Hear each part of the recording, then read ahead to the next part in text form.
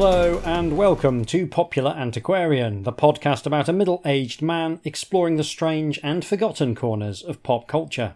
That middle-aged man is me, Hieronymus J. Doom, and this is another instalment in our increasingly long-running series looking at the output of The Asylum, the mockbuster studio often regarded as the worst movie studio in the world.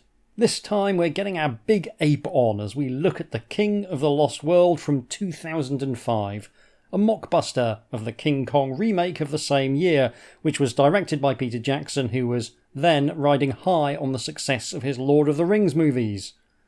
King of the Lost World is also claiming to be an adaptation of Arthur Conan Doyle's The Lost World, a classic bit of adventure nonsense that has been adapted for the screen many times before.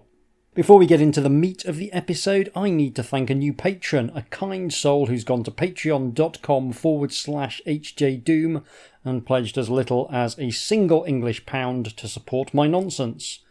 All patrons get a bunch of game books as a thank you for their support, and I'm currently hard at work on my latest game book, which should be out before the end of the year. Sir Box, thank you so much for your support. It helps keep this show on the air and ad-free for everyone. Now on with the show.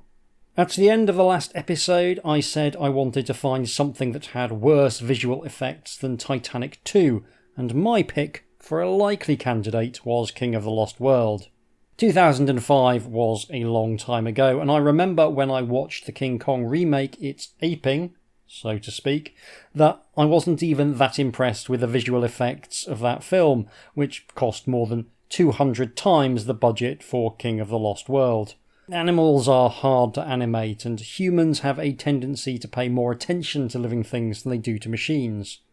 Computer animation has historically struggled with the way animal bodies stretch and deform while retaining the same mass, and that's honestly still somewhat true today, even though visual effects have come on an awful long way. It seems wildly unlikely that The Asylum will be able to achieve even a tiny fraction of what 2005's King Kong managed to accomplish. The King Kong remake itself is something of an odd beast. It's got an extremely eccentric cast featuring Adrian Brody and Jack Black, which may be intended to evoke some of the odd casting choices that Universal tended to make in their genre film heyday of the 30s and 40s. It's got a tremendous sense of spectacle, but it's very long and somewhat baggy. Kong himself looks more like an actual gorilla than ever before, but this comes at the cost of making him seem somehow less plausible. 1933's Kong vibes as a gorilla, but also somewhat as a monster, although that's as nothing compared to the abomination that was King Kong vs. Godzilla in 1962. In that film, the titular gorilla suit looks like it was designed by someone who had seen a gorilla once as a child and had steadfastly refused to look at any gorillas since then. I think giant gorilla movies are just a tougher prospect in the 21st century because the public is more broadly aware that gorillas are herbivorous and shy creatures, vastly more sinned against than sinning, and now extremely endangered thanks to humanity's rapacity towards nature. They were seen very differently in the 1930s. It's genuinely hard to overstate just how much the general public in the 30s, 40s and even the 50s both loved and feared gorillas. Gorillas were such a staple feature of Hollywood movies in the era that there was a group of actors and stuntmen known as the Gorilla Men who earned most of their living from performing as gorillas, usually providing their own suit. There are at least 5 different recurring gorilla characters in DC Comics, and about the same in Marvel, which seems quite excessive to modern readers, but back in the day, everyone was crazy for one particular kind of primate. Allegedly, gorillas got so prevalent in comics in the 50s that DC Editorial issued a moratorium on gorillas in their output. Gorillas were a harder sell as an antagonist in 2005, and that, along with the public being considerably more familiar with what an actual gorilla looks like, makes creating a mockbuster of King Kong a challenging proposition. We saw how badly the Asylum's CGI fared when asked to do a giant snake, and snakes are much more amenable to CGI than primates are. Still, the Asylum have never shied away from a challenge, and in King of the Lost World they do have the work of Arthur Conan Doyle to fall back on, and we do know they love stuff that's in the public domain. So how does all this fare? Well, let's take a look at the plot and find out. We open on some trademark stock footage of an island that will absolutely not feature in the forthcoming film. This is arguably the nicest stock footage so far, and I cannot wait to fail to visit this lush coastal paradise. From this we get into the action pretty quickly, which makes sense because this film is under 75 minutes of actual content, sandwiched between lengthy credit sequences. First up, we've got a plane crash. Imagine the minimum amount of plane you would have to see in order to understand that it was flying and then falling out of the sky. Then cut that in half and put a mountain in the way, and you've got the plane crash in King of the Lost World. It takes 5 entire seconds, including the explosion, once it's crashed. I know, because I went back and I timed it. From there, we cut to the aftermath, which is some people next to a lot of wreckage that is conspicuously not really on fire. People are listlessly screaming and listlessly panicking about the place. I didn't even realise you could scream listlessly, but apparently you can. There's quite a lot of people there, but none of them actually matter, bar a select few. There is an Australian, an air hostess, a lady photojournalist, an engineer, a woman who I can only think of as the spare woman, and Bruce Boxleitner, who is doing his gruff military thing, but at the energy level that this film requires, which is about 45% of his usual gruff military thing. Bruce Boxleitner, best known for his role in Babylon 5 and I guess Tron, has a briefcase and an attitude problem, and these will both become relevant later. He doesn't want to be part of the group and goes off to spend some quality time with his briefcase in the jungle. We establish some important facts. This is only the back half of the plane, and they'll need to go for a wander to find the front half, which has the radio in it. Also, we establish that no one in this film is getting a characterisation deeper than a job description. Finally, we establish that there's a giant ape monster on the island because we get to see the giant ape eat someone who landed in a tree. You have to imagine that there's big scare quotes around establish, giant ape monster, and eat someone. The whole sequence takes under a minute, and the giant ape monster, who I have decided to call Shoestring Kong, is on screen for under 10 seconds all told. It's also very out of focus, but you can see already that this ape looks absolute bobbins. So, the big ape sequence is mostly a woman in a tree looking scared, and a dimly visible ape making a vague motion towards its mouth. This will be the last time we see Shoestring Kong for over an hour. After this, we are on a walkabout, and that's going to be more or less the spine of this film. I hope you like footage of people walking in single file.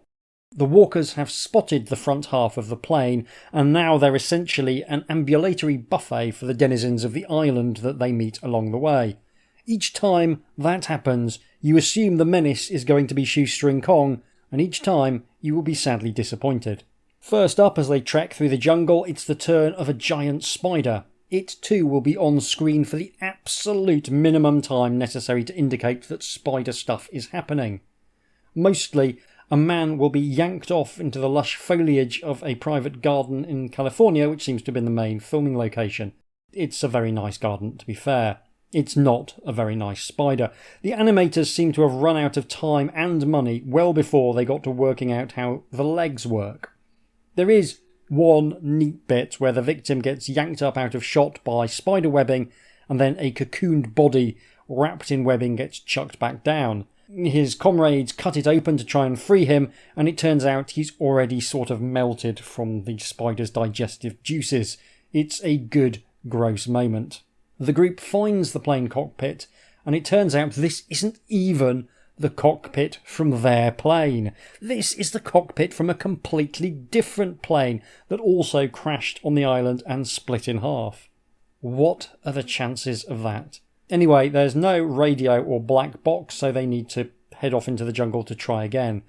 The Australian and the lady photojournalist share a few tender moments that let us know they're into each other and also they're important enough to have a conversation. The Australian turns out to be very experienced in tough situations, but not in a way the writers are prepared to explain beyond him being Australian. The photojournalist has a small wound on her leg. "It's only a scratch," she says. Of course it is. Of course it's only a scratch. The Australian and the engineer also share some screen time in order to establish that the engineer is also a main character, but again, not in the sense that he needs to have any backstory.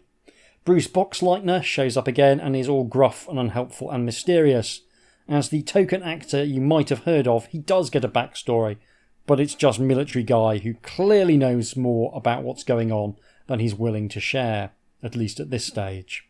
It starts raining, which makes them go out to seek palm leaves to plug the gaps in the cockpit so they can get some sleep. At this point, an evil plant eats another spare human. The evil plant is a vine, which means it can be represented entirely by a bit of rope with some leaves glued to it. Once again, the victim is just yanked into the foliage, and given that they're not thrown back, we're to understand that this is fatal. Everyone alive runs away in the rain. Come daylight and they've found a big pit trap, which is interesting for two reasons. One, it suggests that they aren't alone. Two, it's got a dead dragon in it. That's quite a twist. Giant apes are one thing, dragons are quite another. Everyone freaks out about the dead dragon, and honestly, fair enough. We cut back to the people who opted to stay with the back half of the plane, and they get captured by some local tribespeople who I would describe as medium racist. They're being played by random white people in weird face paint, and I can't decide if that makes them more or less racist than if they'd gone for some ethnically appropriate Pacific Islanders. We get some more character work between the Australian and the lady photojournalist. She doesn't want to eat the fungus he's found, and on one hand eating random fungus seems like an easy way to poison yourself, but the Australian seems to know what he's about and what kind of person turns down a meal when you're lost in the jungle. Then it turns out that her just a scratch is badly infected and she falls over anyway. The Australian saves her with the old trick of packing the wound with maggots to eat the diseased flesh, which is a real thing that works. And we do get to see him briefly smearing maggots and jam on a woman's leg. He also gives her a piggyback for the next section. While they're on to the next big event, another spare cast member gets picked off by the tribe after he lags behind. It's shot to hide the identity of the attackers, which makes no sense since we've already seen them at the back half of the plane taking out the remaining survivors there. I guess it saves them from having to do a death scene for him, but it is absolutely not a mystery. The dwindling group find a downed F-18 fighter. This jungle is absolutely rammed full of downed planes, it turns out. This one doesn't have a radio or black box either, but it does still have a bunch of missiles stuck to it. So the engineer starts pudding and fiddling with one of the missiles because maybe he can turn it into a massive flare. Which sounds great, except that it's clearly an air-to-air missile which detonates on proximity to a target, which means if you shoot it up in the air, it presumably won't detonate until it comes back down, unless you accidentally hit another plane. So it'll fly up in the air, then fly back down, and the net result will be a bit like firing a flare directly at the ground. Also, it's got a maximum range of more than 10 miles, which means that unless you fire it directly up, it's going to come down really quite a long way from your actual location.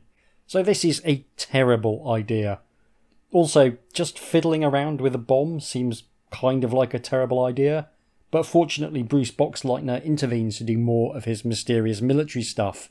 It doesn't work, but at least nothing explodes. He also refuses to talk about his briefcase. Most mysterious. They haven't been attacked by monsters in about 10 minutes, so they get attacked by giant scorpions. Scorpions who look so rubbish and out of focus that when they swarmed into shot, I initially thought they were snakes. For vastly unclear reasons, they put in some actual footage of a scorpion earlier in the film, which really just highlights how much these do not look like real scorpions. They don't look like they're even in the same universe as the backdrop either, just sort of sliding about over the frame in the rough vicinity of some rocks. Remarkably, they kill the Australian, which makes the engineer now the default protagonist.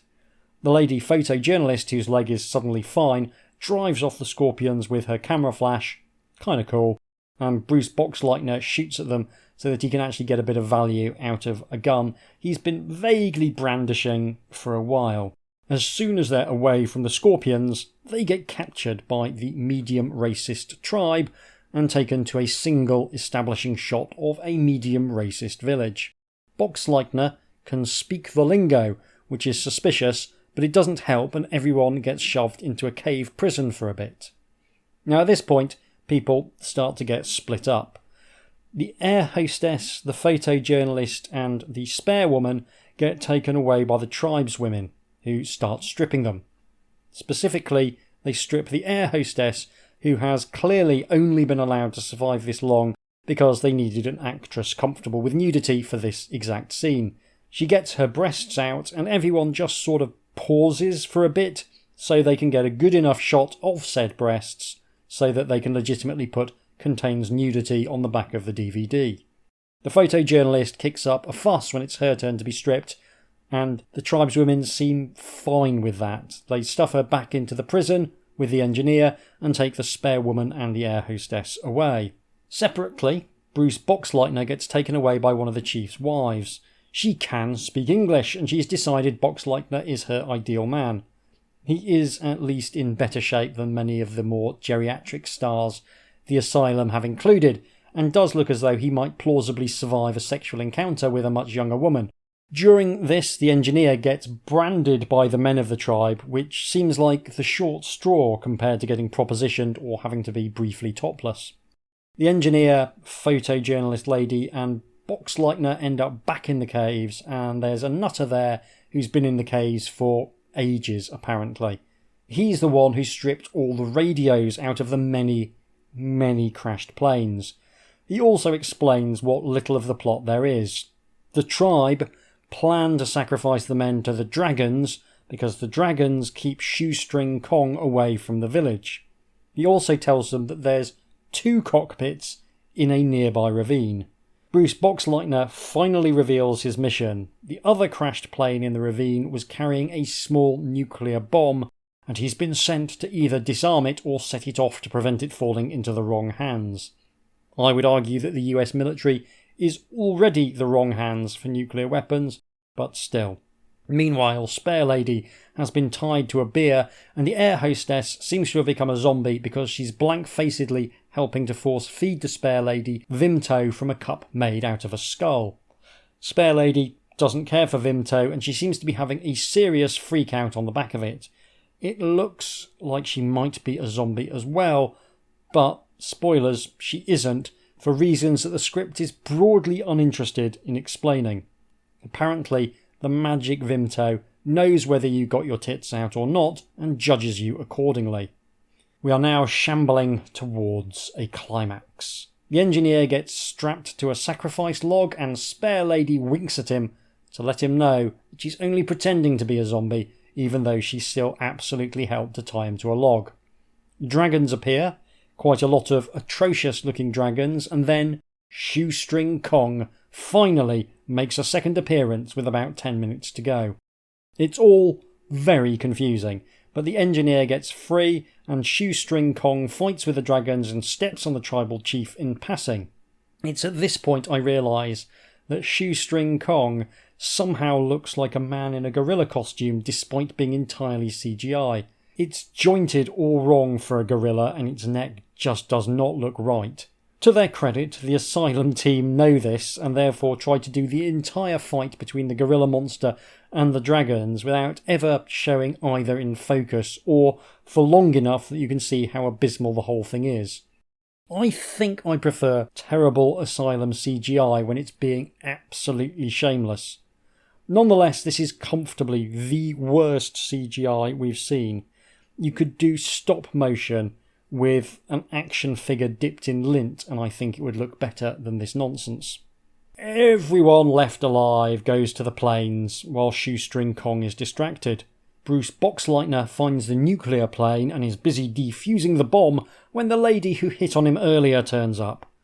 She seems cross, and they fight with sticks, which comes off like an old man trying to beat up a child. There's ways of shooting a fight to make the smaller fighter look as though they're a credible threat, but if you saw this in the street, you would call the police on Bruce Boxleitner specifically.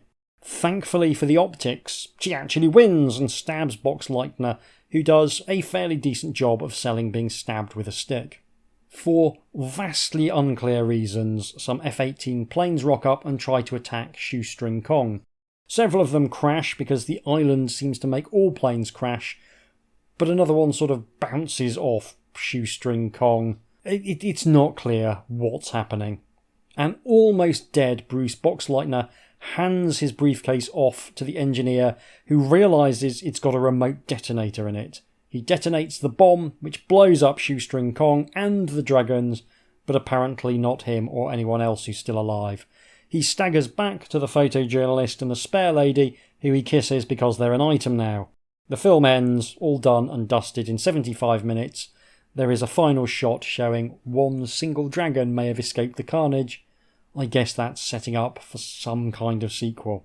The more astute of you will have noticed a couple of things about this movie. Firstly, it's barely got a giant gorilla in it. Secondly, it bears only the vaguest similarity to Arthur Conan Doyle's The Lost World, which was focused on dinosaurs and didn't feature any giant apes at all, although it did feature a tribe of ape people. The Wikipedia page for the movie lists all the differences from the source material, and they might as well have said it changes literally everything except some of the names. What we end up with is a very loose riff on the opening of King Kong, which takes place on the island, but largely absent Kong himself. It's a film that's trying very hard to avoid featuring the very thing that's on the poster, and constantly scrabbling about to find other, easier to animate dangers to oppress the cast, as they shamble about an island that seems to be 70% composed of the cockpits of aeroplanes. If there's one thing this film really wants you to believe, it's that when a plane crashes, the cockpit always ends up several miles away from the back end of the plane, but both halves will be essentially intact no matter how large the explosion is. That's just how the physics of plane crashes work, according to the Asylum. Structurally, the plot isn't actually that bad on paper. A group of people with an incentive to move from one place to the next being picked off one by one is solid genre plotting. Having one of the cast have a secret mission which complicates matters is also solid plotting. I like the twist where the annoyingly capable Australian with the mysterious past winds up dying just as he's really beginning to grate as the default protagonist. The medium racist tribe make for solid antagonists in the latter half of the film, but there's just a bunch of stuff holding this back. Obviously, Shoestring Kong barely being in it is a huge issue, although once you've seen the giant gorilla in action, you do feel kind of grateful that it's not in it more. The second is that with a scant 75 minutes to play with, you've got no real space to develop any characters, even by the broad standards of low-budget cinema. Almost everyone in this film is a cipher, and even with a fairly high body count, the only death that remotely lands is the Australian, and that's because you just don't get the time to care about anyone or anything that's happening. Bruce Boxleitner's death does also sort of land, but only in the sense that his character is so obnoxiously gruffly military that his getting stabbed to death feels like a relief. It's notable how much better Battle for Pandora did with a not dissimilar plot just by having a bit more space for character development and a more focused cast. The acting doesn't help either. This is one of the less well-acted entries in the canon. Boxleitner could do this sort of thing in his sleep, and kinda seems like he more or less is, but the supporting cast are struggling. It's as much about the script as it is about them, but only Sarah leaving, who plays the photojournalist, is managing anything approximating a performance as she awkwardly flirts with Rhett Giles, who plays the Australian, a man much better known as a producer for obvious reasons. The actual romantic leads of Jeff Denton and Christina Rosenberg, the engineer and the spare lady, are badly undercut by the need to pretend that the Australian is going to be the star, but even so, they've got the kind of sexual chemistry I normally associate with a pair of four-door hatchbacks parked next to each other. Where I am going to lavish a little praise, though, is on the directors. IMDb credits both experienced TV director Stuart Gillard and Asylum frequent flyer Lee Scott, and between them they manage a decent stab at making it feel like the actors are exploring a lost jungle. I genuinely thought initially that it might be shot on location somewhere. It was that impressive. But in fact, much of the jungle work was shot in Picache Gardens in California, which was a very dense set of gardens located in the grounds of a fancy house, the passion project of a wealthy couple who retired to the area and wanted to create the gardens of their dreams.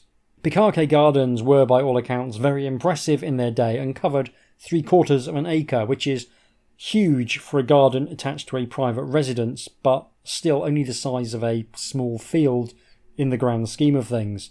And the directors somehow managed to make this private garden stand in for a lot of the jungle island, and I was so impressed by how well this illusion held up. Sadly, Picache Gardens is no longer a thing, but I was able to find some photos, and I could even marry some of them to shots from King of the Lost World, which felt kind of awesome, to be honest. What then are we to make of King of the Lost World in the end? It's something of a tease of a movie, constantly letting you think that you might be about to see a giant gorilla on a rampage, only to substitute in something much less interesting at the last second. It's like ordering a bunch of fancy ice cream from the supermarket for delivery and discovering on unpacking the order that they've substituted frozen carrot. Then you find some actual ice cream at the bottom of the box and you're briefly excited until you discover it's somehow pickled onion and breath mint flavour. You eat it anyway and are enormously grateful that it's actually a very small tub of more or less inedible ice cream. That tortured metaphor is the experience of watching King of the Lost World, except there are also dragons for some reason. It is at least short. That's all for this episode. Don't forget that I play and review adventure gamebooks on my other podcast, Fantastic Fights. If you are having fun with this bizarre endeavour, you could do me a solid favour by rating and reviewing the show. It would be an enormous help. You can get in touch with me if you want by emailing me on hjdoomretrofun, all one word, @gmail.com, or by following me on Blue Sky. Next time we're going to see what an Asylum superhero movie looks like as I watch and review Almighty Thor, for no better reason than it's got former WWE, WCW and TNA wrestler Kevin Nash playing Odin. Should be a ropey old time. Thank you very much for listening. Take care, and I'll see you soon.